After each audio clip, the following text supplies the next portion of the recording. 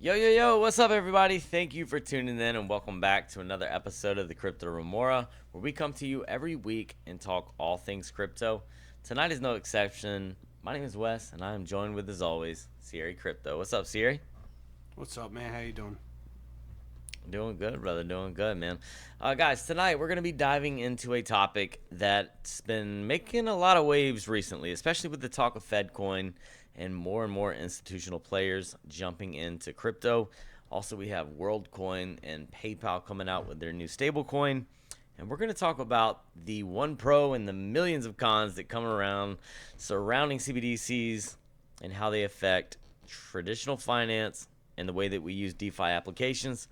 We're also going to be looking at the Bitcoin price chart, going over some key levels that we're seeing, and where we think the price is headed. So if that sounds good to you, you know what to do. Hit the like button, subscribe to the channel, and let's get to it.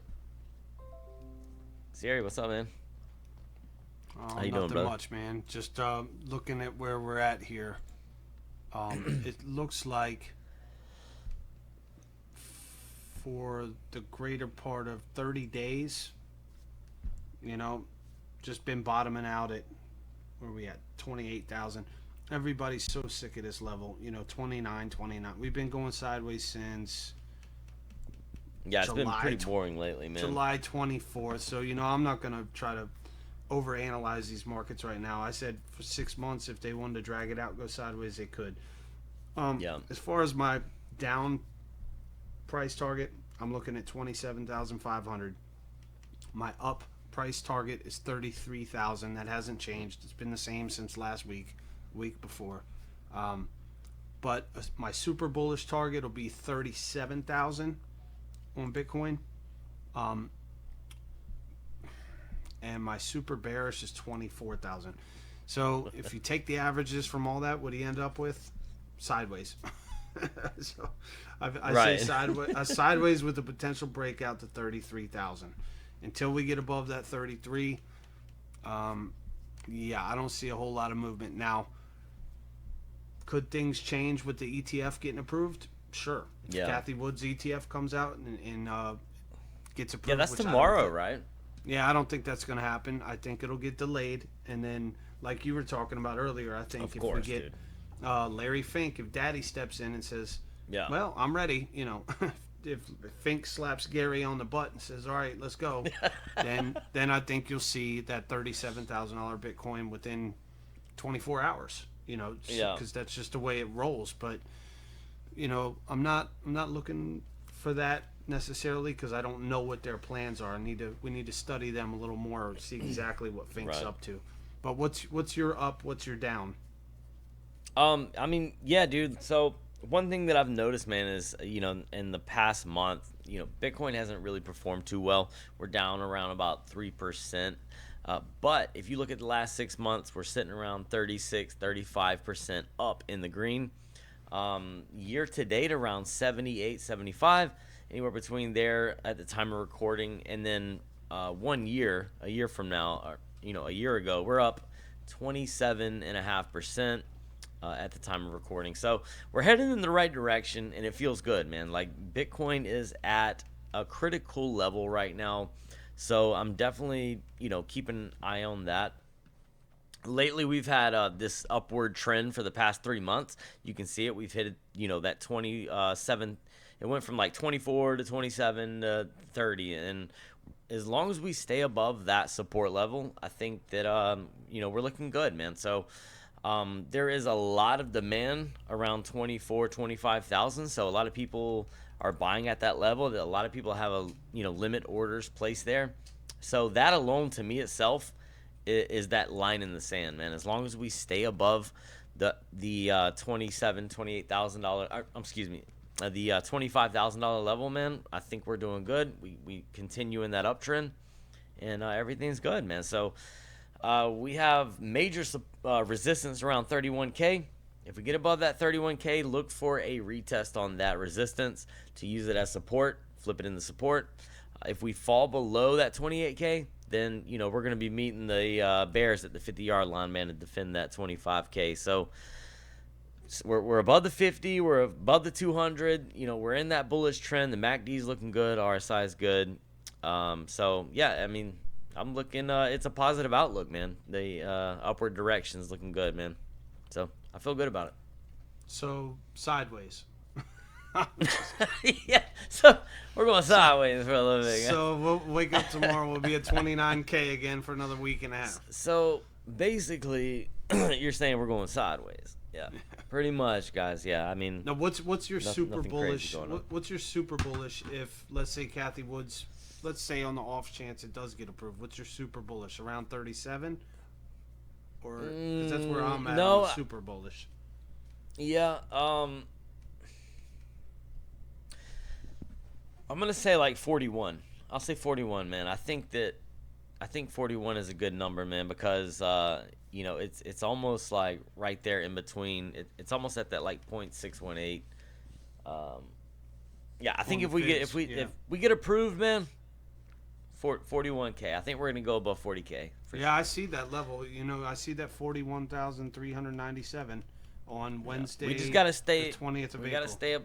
Yeah, we got to stay above 25, man. That's that line in the sand to the downside. 31, we got to get above that, retest it as support and break out. And then I think 41 is not too far away. Yeah, we're going to have some stops on the way, man. Like you were saying, 37,000. But I think that, 41K is definitely going to be that next major level of resistance for sure. So getting into CBDCs, I'm going to explain just for the noobs. If you're brand new, you don't know what a CBDC is. It's a central bank digital currency, which is a blockchain that is privately owned by the banks. So it's blockchain technology. Yes, it's crypto, technically speaking. But it's owned just the same way they run their banking system. It's called ACH. Yep. If you get your paycheck, you get it through ACH deposit. Usually, that ACH wire transfer system has been in place for 150 years with the United States government. The banks, it's a closed system, which means basically if you go to wire, when they say wiring someone money, you're using a closed system that is a sluggish, snailish system that's been in place for 150 years. And that's why these, when you wire money, it still costs a lot of money to go into a bank and wire the money because you're using that system. So with the CBDC, they're implementing blockchain technology, but it's still a completely closed system that's completely owned and controlled by the bank. So is CBDC a good thing? It's better than the sluggish system they have now, but is it good for the customers of the bank? What do you think, Wes? I mean, I think that if you're looking at it from that point of view, I mean, you gotta think about privacy concerns, man. Like one of the cornerstones of crypto, including DeFi, has been privacy.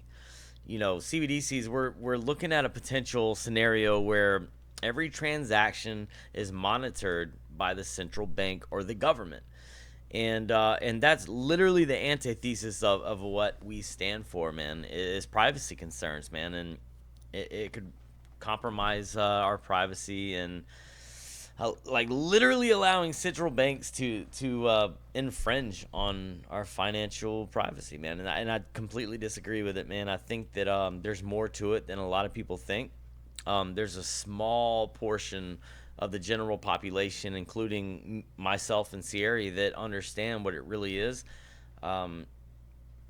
Most people think that it's just, a transformation from the paper dollar to a digital dollar. And that's what they're going to tell you. But no, this is how they're going to be tracking people, how they can control the banks, how they can control your money, what you're spending it on, and it's honestly, man, it's very worrisome. Like it makes me very skeptical of it, man. I think that it's not good. I'll say that. I don't agree with it at all.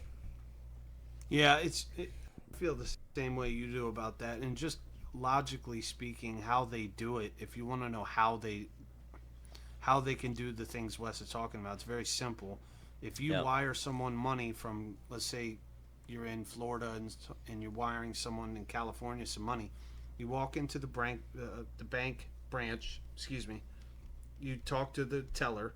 He comes out with some paperwork. You hand him your money you want to wire. You fill out, 4 or 5 pages worth of paperwork. They scan, fax, copy, print, and send all of that to the other location, verifying with IDs. You have to identify with your identification to the bank manager and all that stuff. So it's completely what they call KYC, know your customer. Yeah. And it's quote unquote safe because the banks trust the banks. So because the banks are in business with the other branch of the bank, they're trusting that they're doing their job on one end by checking the ID, taking the proper amount of cash, and sending it. When I first used Kraken, the very first time I used Kraken to buy Polkadot back in 2020, I believe. Yeah. I had to wire money into Kraken. I remember that, dude. I remember you talking to me about that. I had to do it, and I walked in, and I gave the guy, I think it was $500 I was wiring because I waited a while. I saved up for a good Polkadot. chunk. And I was nuts about it. And then they said, okay, it's going to be, I think I paid $35 for them to do that. Now, for the transfer. You might say, well, yeah, to transfer it. So basically, Jesus, dude. Just to move my own money to buy something that I wanted to buy with my own money, the bank took $35 out of my pocket to utilize their system. Wow. Okay, and whatever. I mean, however you feel about that, that's whatever. But with crypto, if you're sending $500, it's going to cost you. If you're using the Lightning Network, it's going to cost you maybe a $1. I don't know. My estimates could be off. Depending on it's not going to cost you $35, man. It ain't going to cost you $35. It might cost you 35 cents if you're doing it. I mean, if you're using Arbitrum, it's going to cost you 35 cents. Or cheaper, not even.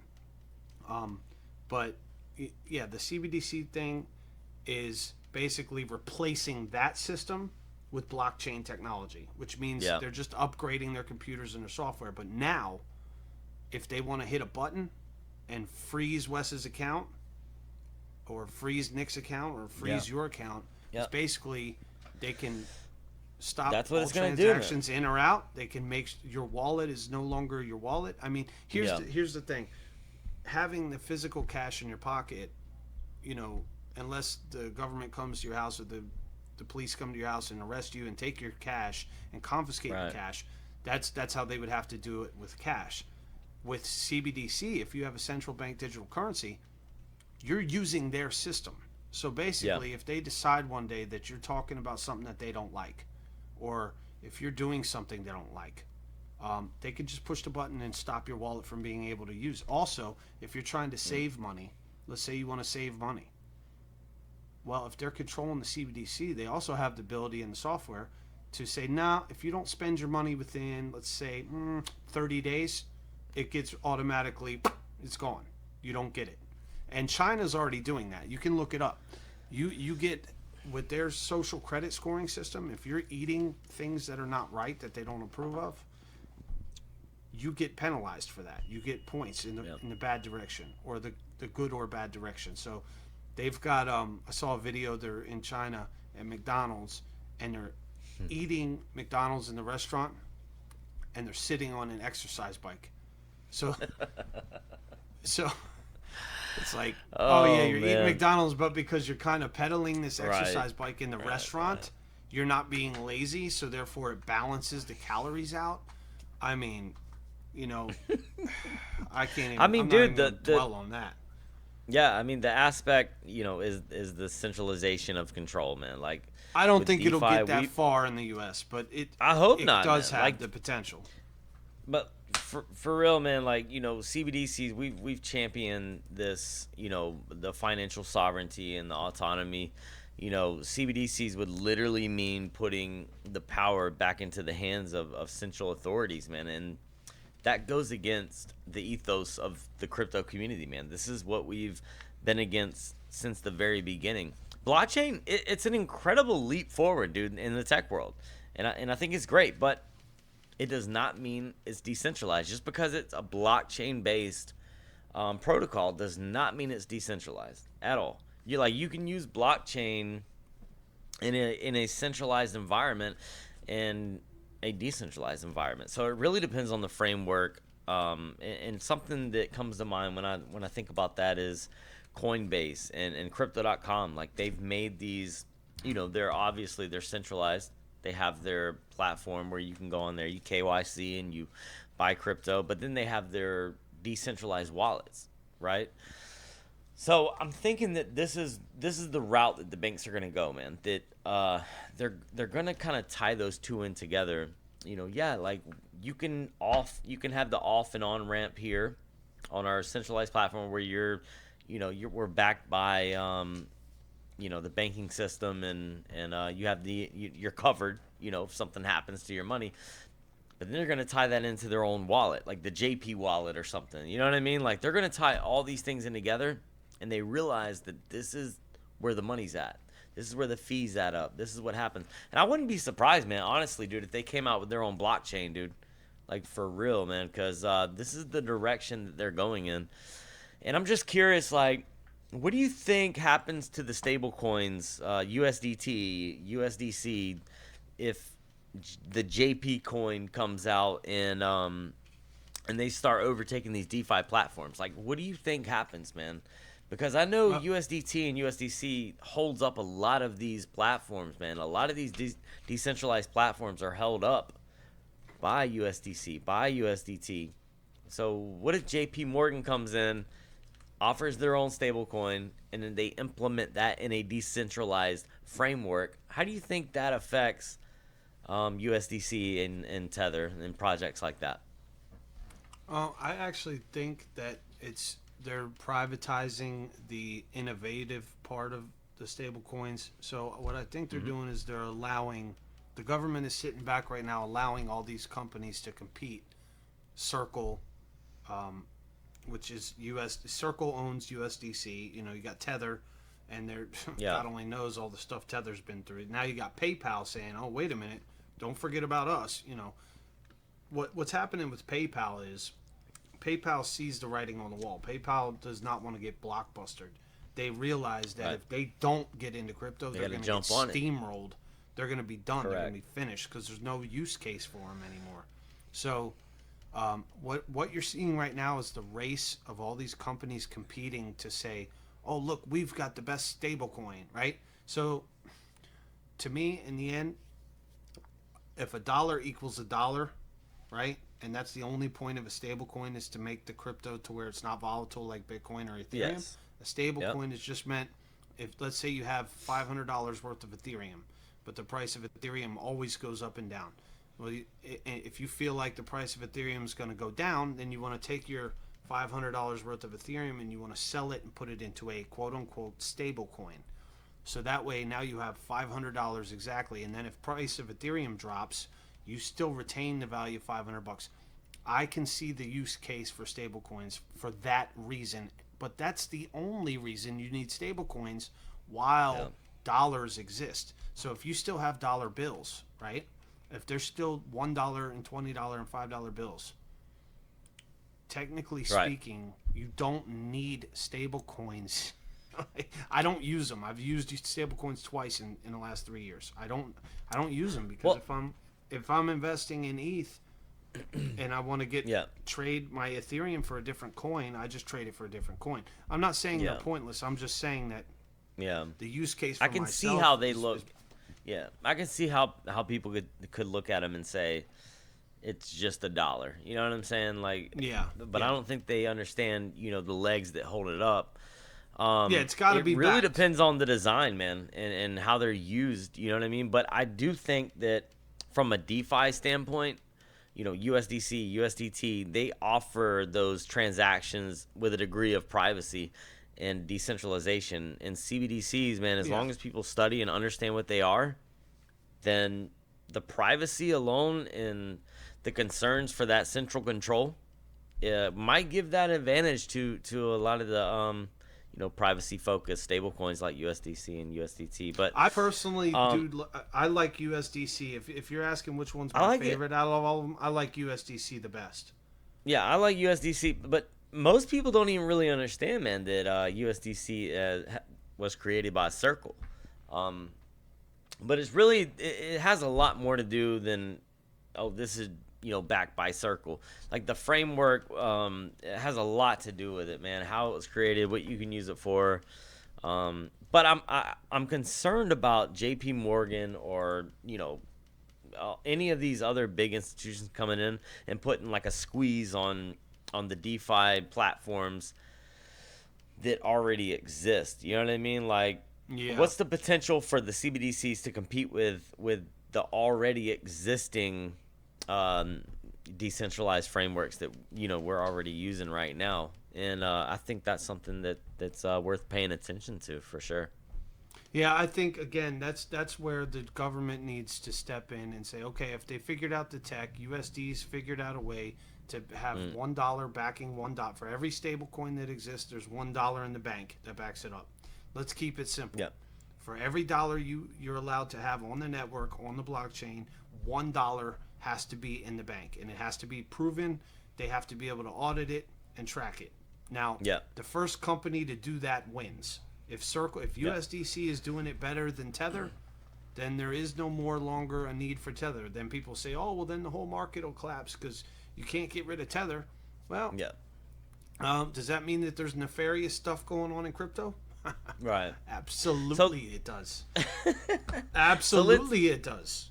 Let's talk about. So we talked about privacy, and we talked about control.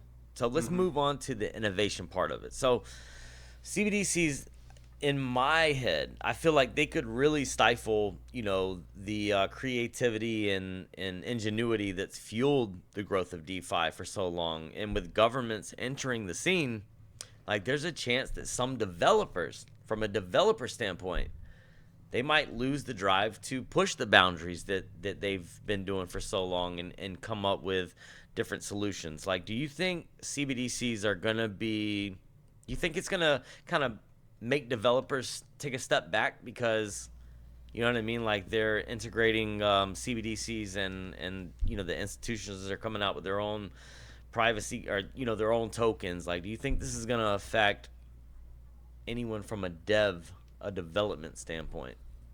Not really. You think it'll slow down innovation? Not really, because I think by the time that we find out who the real winner is in the space for the CBDC to be not the CBDC, for the stable coins, for the winner of this actual stable coin, we only need one. There's only needs to be one, because that's right. The whole point of a stable coin is to represent $1 of US dollar. Yeah. So what I think will happen is, I think USDC's already got the win. Personally, yeah, I like so too, USDC. Man. I like the name. I like the logo. I trust Circle backing it one for one. They've been in the space long enough. I trust them more than Tether. That's just me personally. And I've used USDC. Anytime I use a stablecoin, I will use USDC. But what I think is going on, Gary Gensler and all these guys are letting PayPal and all these guys come out with their own stablecoins because it's a proving ground. It's a stomping ground. It's an experiment. They want to see who's going to win, who's going to fail, and then the government's going to step in and say, okay, we're going to regulate this, and they're going to pick the winner because it's just easier for them to let the public create the invention and then for them to regulate it. That's the way it should be. Kind of like getting behind the winning team. Like you're just getting behind the winning team. Yeah. Exactly. And for me, I would, if you had to ask me who I would vote on, I would much rather trust USDC for my stablecoin than PayPal. Probably even than Tether and any of the other quote unquote stable coins. Yeah, I'm with you too, man. I think a lot of people feel that way. that understand what's going on. Yeah. But that being said, Gensler's not doing his freaking job and coming in and doing that. You know, these guys need to get on the ball about it because everyone else in the world is using Tether and creating stuff and letting their people just go run crazy. So, yeah, going into Sam Altman, not Sam Bankman, but going into Sam. Is this the WorldCoin thing? Yeah, tell me about WorldCoin, dude, because I've heard you talk about it a few times, and I have no idea what it is. I'm gonna be honest with you, man. What is it? What's going on? So with WorldCoin, the guy who created GPT, I never say that right. Stupid initials. Anyway, they should have come up with something better. Sam Altman came up with GPT, right? And yeah, artificial intelligence where you ask the computer to do something, it does it. Okay, great. Now he's come out with his own crypto called WorldCoin. And how WorldCoin works is they have this thing called an orb, right? It's a little eyeball scan like you've seen in Tom Cruise Mission Impossible movies where you put your eye up to the scanner, you scan your eyeball, and from doing that, it identifies who you are. So it's a digital ID tied to a crypto. Now, they went across the world and started offering people to get their eyeball scanned. And for doing that, you get 47 American dollars worth of quote unquote WorldCoin. $47. For $47, you can sell your soul today. Are you kidding me right now?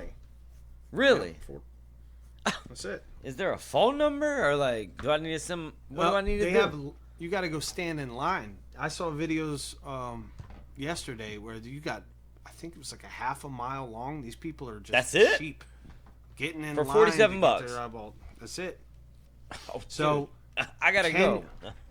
I will tell you this: Kenya outlawed it after the first couple of days. The military went in and started taking the computers and stuff from them, and I cheered them on. I said, "Good for you," because they see it as a national security threat, and it is. Yeah. Because you got some guy who just because he thinks that he's God's gift to Earth, and he just like we got a lot of these people in this world nowadays where they just think that they want to decide what's best for the entire world, and right. I don't agree with it. So this guy thinks that his company is responsible enough to keep track of every person's eyeball in the world, and for his company not to get hacked, right? Your digital ID, you're worried about identification being stolen. All it takes is one hack in this system. That's it. And your whole system crumbles. So this guy is a bit of a jackass, in my opinion. I'm not saying he's not intelligent. You can be an intelligent jackass. Okay. You can be a jackass. And I think the government in Kenya went in and they said no. And the military confiscated their stuff and told them you can't do this because you're violating the rights of the people. You're violating their freedom, their privacy. You can't just come in here and say you're the government now because you think it's against the law. You can't do that. So applause to Kenya, the Kenyan government, for stepping up and doing that. But it's a very slippery slope once we start allowing privatized companies to just come in and scan our eyeballs and keep track of our money. That's scary, dude. It's totally, if they can't even figure out stable coins yet, they've got no business scanning an eyeball and telling you how much money your family has or how you're going to give your money to your children or any of that stuff. But what do you see as far as the adoption? I mean, do you really think that people? I mean, the $47. Do you think a lot of people are going to go do this for that, or do you think that people are going to wake up a little bit and say, "Nah, I don't know if this is the best idea"? I mean, honestly, man, I think that there are people, and that's another concern, man. Is like, there's already people that are a part of that digital divide. You know what I'm saying? Not everyone has access to the latest technology or the internet. And if CBDCs become that norm, those without access, to get to these places, to stand in line or, find out what's going on the internet, like that digital divide is just going to marginalize them even more, man. So I don't know, man. I think that it's a threat on a lot of levels, man. Like, and it's crazy because we're looking at it. What blows my mind is that people just look at it as it's just a digital dollar. They're just making it more convenient, and that's not the case, guys. Like, it's gonna have more of an impact on things that than people think, man. And the inclusion factor alone. I mean, there's gonna be so many people, the unbanked population that don't have access to these things. They're without access to technology. They're gonna get left behind, dude. And I don't think that's a good thing, man. We need to try to figure out how to include them instead of leaving them behind anymore, man. Because Bitcoin was made to be that world currency, not WorldCoin. It's Bitcoin. Bitcoin was made to be that, that is not well WorldCoin. said. So that's so just to wrap it all up, man. What's the way to beat this? What's the way to sidestep it? Just hold Bitcoin, just hold Ethereum, because at least at that point, if you've got a laptop or a cell phone and you've got Bitcoin on your laptop or your cell phone, you can send that peer to peer, which means if I want to send it to Wes right now, I could send it to Wes, he could send it to me. There's no bank in the middle, there's no WorldCoin in the middle, there's no government in the middle, there's no company in the middle that get hacked or have a crook. I mean, look at just go back to FTX. You have one curly-haired whatever, and oh, I'm sorry, I didn't count the money right. We didn't count. This idiot lost billions of dollars of people's money, right? Right. And that's just a private company. That's just one company. So the beautiful thing about Bitcoin and Ethereum is you don't have to worry about that one idiot running the company, because it's not run by that one idiot. It's decentralized technology run on multiple computers that everyone in the network can see what everyone on the network is pretty much doing without revealing their name, without revealing their address, their phone number, and all this crap. So in the end, can they track Bitcoin?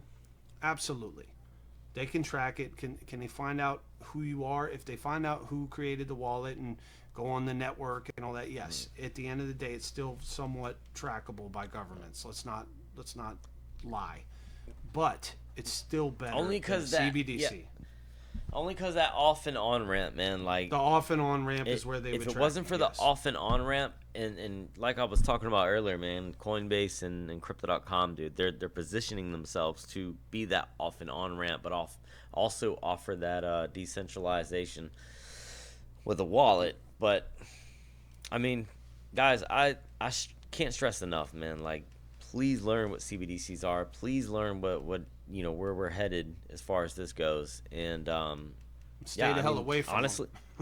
Honestly, man, it reminds me that innovation is not like the number one on our list, man. Like, we have to pay attention to what the innovation brings too, man. Like, don't just say, oh, cool, man, like, you can pay for this with your palm or you can pay for this with your eyeballs. Yeah, that's cool, but learn what the consequences of that is also, man. And don't just go with the general population with the latest trend, man. Please do your own research and find out what these things really are. Just quick announcement, real quick, just before we forget, we have Lost Donkeys on 11:30 Friday. Lost Donkeys are actually going to be on with Arbitrum on the Spaces, so that's pretty good, pretty big deal.